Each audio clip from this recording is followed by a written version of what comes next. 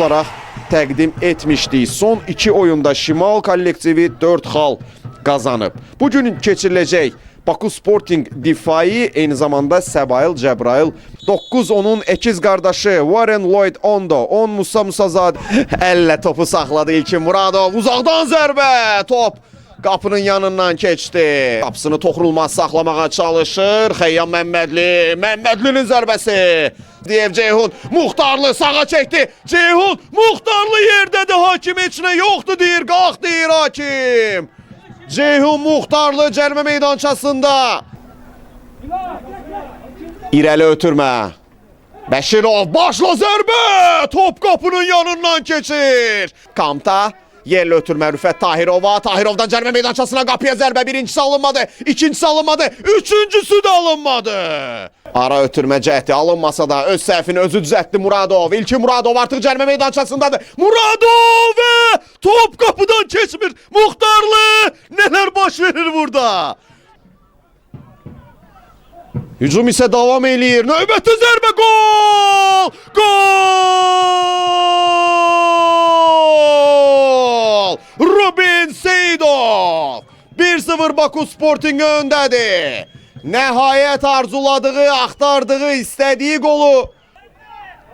Xəyyam Məmmədli mərkəzə meyilləndi. Qapıya zərbə!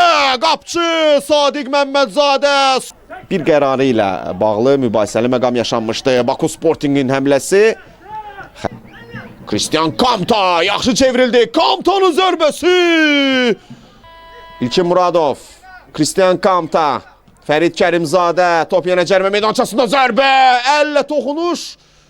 Rubin Seyidovun top əlinə dəymişdi deyəsən, amma təbii vəziyyətdəykən.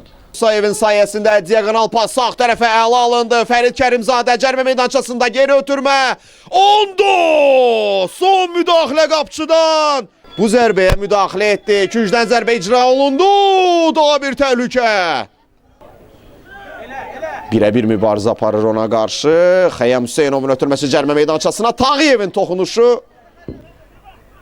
Warren Lloyd Ondo'nun pressingi. Ondo akrobatik tullanışla zərbə. Neymət Musayev.